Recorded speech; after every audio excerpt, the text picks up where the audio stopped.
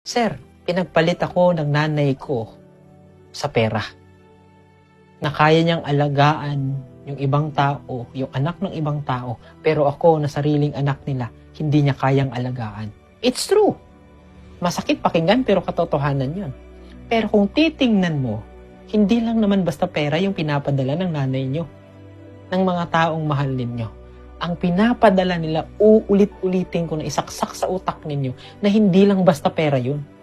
Literal na pera yung pinadala sa inyo, pero kung may isip kayo, hindi lang basta pera yung pinadala nila.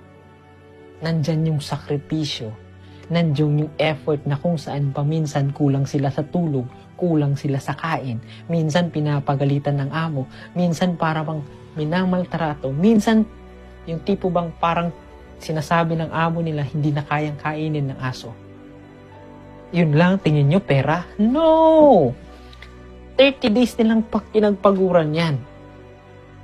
Kahit pera lang yung sinabi mo, simpleng manting mo, hindi lang po pera yung pinapadala nila sa inyo. Isang klase rin po yan ng pagmamahal.